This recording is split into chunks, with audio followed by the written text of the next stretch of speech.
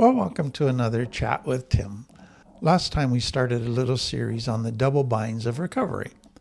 And what we realized is that for a child coming into the world, they come in with these wonderful instincts about how to have a healthy life, to be authentic, to be visible, to connect, to love, to trust, to set boundaries. But then in complex trauma, all of those healthy instincts lead to painful consequences. They get punished, judged, their needs don't get met.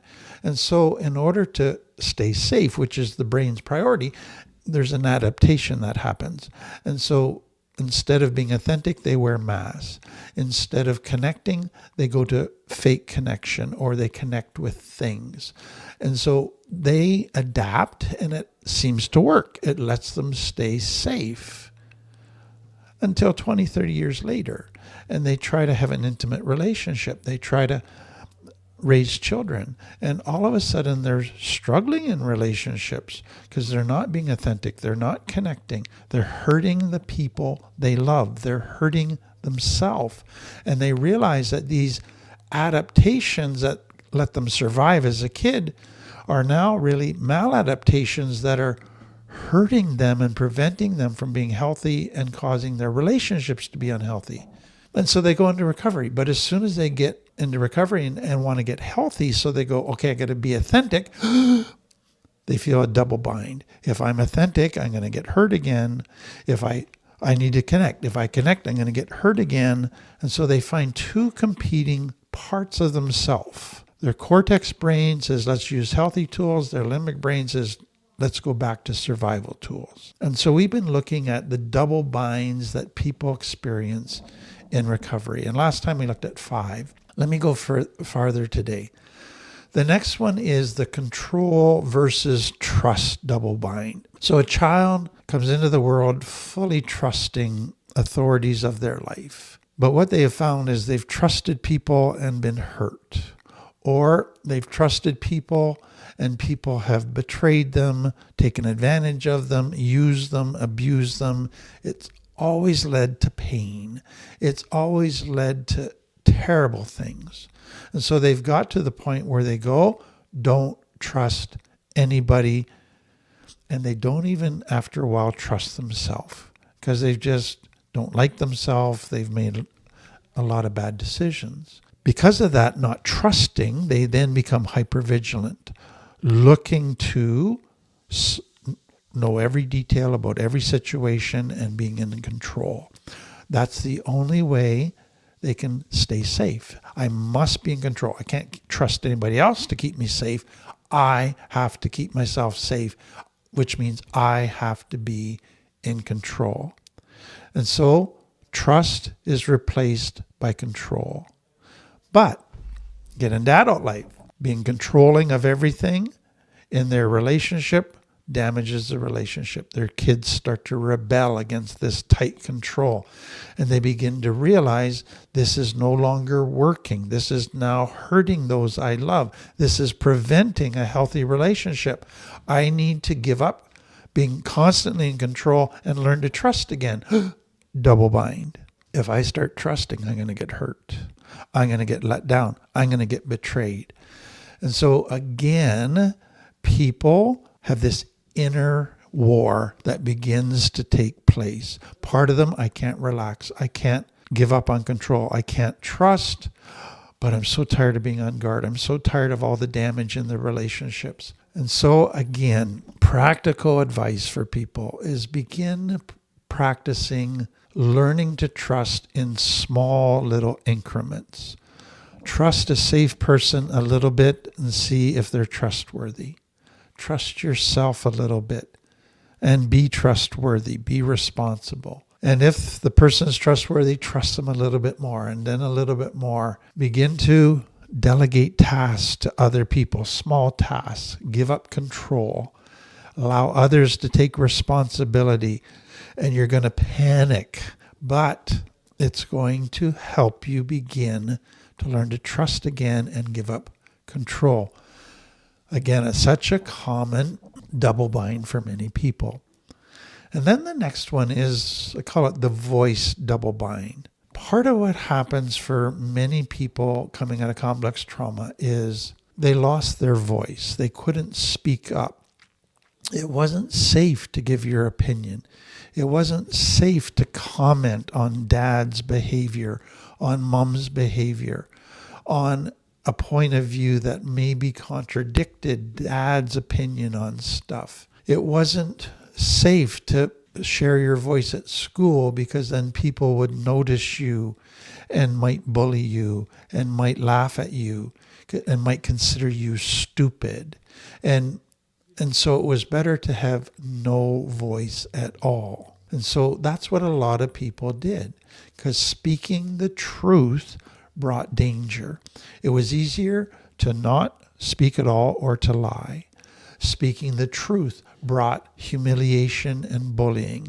Speaking the truth caused people to think you are stupid or to ignore you. And so now what you realize as an adult is you can't stay silent about some stuff. You need to speak up. Being silent is hurting you. It is hurting those you love. But speaking up, the double bind. You're going to potentially get hurt, considered stupid, laughed at, rejected. And so that is what many people struggle with in recovery, is learning to find their voice again. Learning not just to parrot what others are saying. Learning not to be a chameleon and just fit in by saying what the group is saying, but actually having opinions, sharing opinions, and not caring if people think you're stupid or not. Being open to be taught, being open to other people's opinions, but realizing that my opinions matter too. So one thing that might be helpful for you in this is that some people find it's helpful that when you're in a situation and all of a sudden you go, I don't agree with that. I should say something. But your immediate response is don't say anything. So you either go to really quiet or you blurt out your opinion. But it's blurt out in a way that turns people off, that comes across as harsh, as arrogant, as highly opinionated, as self-righteous. And people just are turned off. And so what's many find helpful is when I'm in a situation and all of a sudden something is being talked about and I don't agree with it, before I speak, and I need to be able to speak, maybe I need to go home and think about it, write about it, rehearse how I'm going to say it, bounce it off of a safe friend or mentor, and then go back and talk about it. And that can be very helpful because it's not just what you say that's true, it's how you say it. That's also important. And so it's learning gradually how to get better and better at that. There's another, and I think it's kind of a subtle double bind that many people aren't even aware of for quite a while in recovery. And it's the healing double bind. And it goes, I want to heal so badly. I see my wounds. I see all of my maladaptive tools, all the damage that it's done. I feel the pain inside of me and all the negative emotions. I see the hurt I'm doing to others. I want to heal so badly. But then what happens once they get going for a little while in recovery? They go, I'm not sure I want to heal. Because healing means dealing with this pain, feeling this pain. Healing means that people in my life all of a sudden don't like the new me and are criticizing the new me and say we kind of like the old you better. And so I'm feeling some rejection and some opposition. And healing, I thought maybe there's only one or two things to heal, but now I'm finding there's a long list of things that just keeps growing of things that I need to heal. This is a lot of work. It's going to take a lot of time. This is not going to be a short, quick fix. And so I want to heal, but I don't want to heal. That's the double bind. Healing feels overwhelming. Healing feels like it makes me more alone and unsupported, like I'm losing more than I'm gaining. And so that's what many will struggle with. What I really hope people begin to understand is that in the early days, the early months of healing, there's an intensity. intensity of dealing with pain, an intensity of a lot of transitions happening, of changes happening, of learning who your true friends are, who aren't your true friends. That lasts for 3 months to 6 months. And then if you do that hard work, it begins to get better. You begin to get more positives than negatives. But you got to get through that transition time. The next one is what I call the desire to change double bind. And it's a little different than the healing one. And it's really, I want to change, but I'm afraid to change. Because every time I've tried to change in the past, I've failed. Every time I've tried to change in the past, I've got rejected and criticized. Every time I've tried to change in the past, I get hurt some way. So change has always led to painful stuff. And it's made me feel like a failure. It's made me feel like it's safer just to stay the way I am. But that's the double bind. If I stay the way I am, nobody likes that either.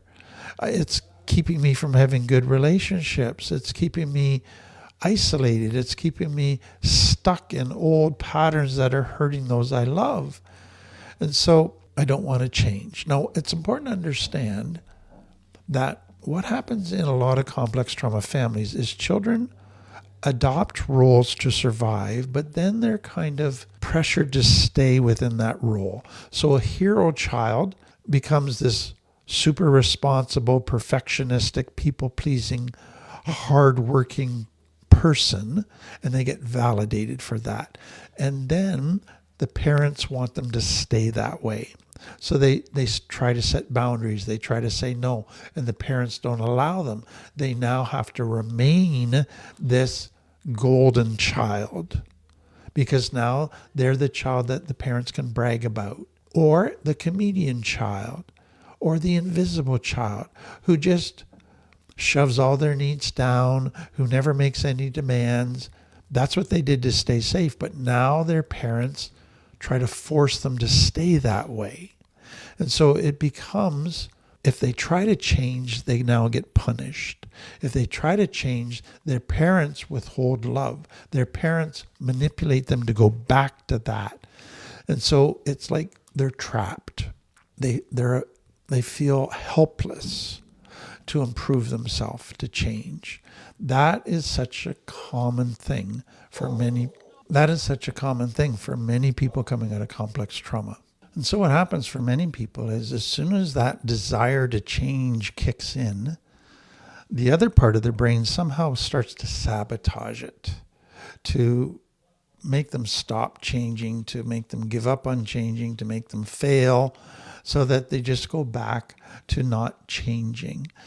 Again, a very common double bind. And what I would just, and very practical things with people is change always led to pain when it was with unsafe people. Find safe people. Begin to allow some changes and see the positive results that happen when you're with safe people, that it's worth it. The next one, the self-worth double bind. And this is all connected to the shame. So shame comes out of complex trauma, which says I'm not good enough, I'm less than. Anybody that gets to know me is going to reject me and not want to connect with me. I have to earn love because I'm unlovable. So that comes out of complex trauma. But then you get into recovery and it's like, but I am worthy. I do have value. I don't have to earn my value. I don't have to get my value through external performance. I am lovable. But that contradicts all the shame messages. And so part of you says, I need to now enter relationships saying, I am worthy of love. My needs matter just as much as yours. I want to put myself out there and expect respect, demand respect, respect myself. As soon as you do that, you go, oh, others are going to think I'm arrogant. Others are going to judge me. People are going to reject me. And the other piece to this is for many people, when the only way they've got respect and attention and love is they've earned it by helping others, by being sexual, by having a perfect body, by giving lots of gifts and stuff to people, by having a great image, being very successful, by working hard. All of those has earned them respect, earned them attention. People have liked them because of those. And now they go, okay, I want a relationship just based on not having to earn it. And so they say, I'm not going to flirt. I'm not going to talk about people I know, my money. I'm not going to try to save people or rescue people.